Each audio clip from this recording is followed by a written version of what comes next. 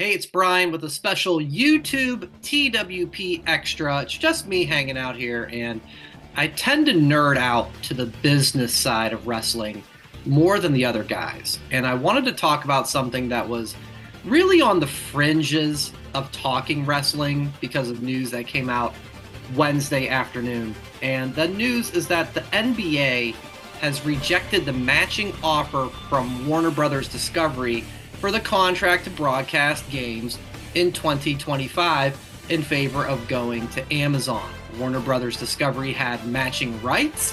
They claim to have matched them. The NBA disagrees, and they're awarding the games to Amazon.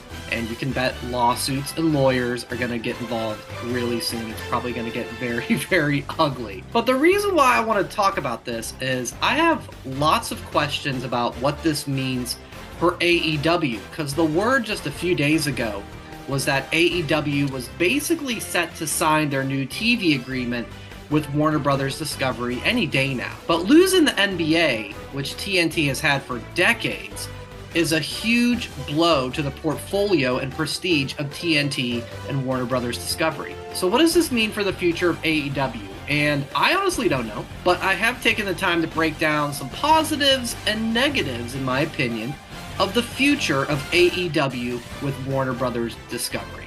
Let's start with the positives. Number one, as long as AEW signs this new TV deal, they'll be fine. So more than anything for a wrestling company to survive, they need TV money.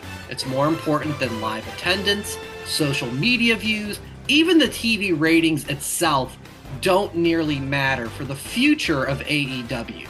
If AEW gets a nice increase in revenue with their reported new TV deal, they should be in good shape for years to come. Number two, Warner Brothers Discovery, TNT, and TBS, they've been the home for AEW from the start. So even if TNT becomes a less profile station, it beats the alternative of moving to a new network that could be even less available in homes. Think like a Vice network or CBS Sports Network. Look at what's happened with TNA. It was on Spike and Destination America and Pop and Access. I'm probably forgetting one or two. And every time they moved to a new network, their audience got less and less and less. So staying with the network since they started is definitely a good thing. The third positive, a possible higher profile for AEW. Without the NBA to promote, does Warner Brothers Discovery put more resources in AEW? Maybe more commercials promoting the shows?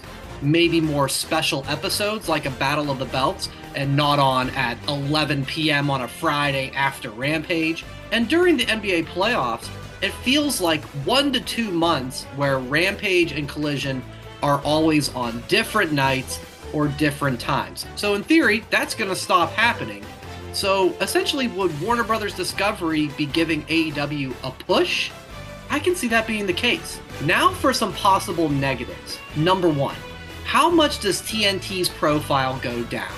The good news is that the A show Dynamite is on TBS, which didn't air NBA games.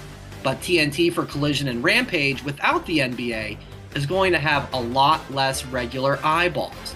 I kind of feel like TNT may become like FS1. FS1 airs plenty of sports such as baseball, college football, college basketball, but it's not nearly as high profile as, say, an ESPN. Not every hotel cable gets like a FS1, for example.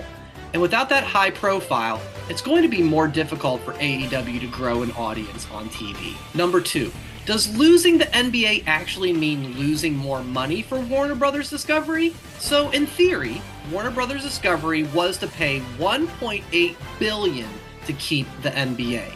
Since the NBA rejected that, Warner Brothers Discovery gets to keep that money and can use it elsewhere, right? Well, I think in theory, but maybe not in the long run. Here's why. While paying $1.8 billion is a ton of cash, because TNT won't have the NBA, will they be dropped from the main tier of cable services?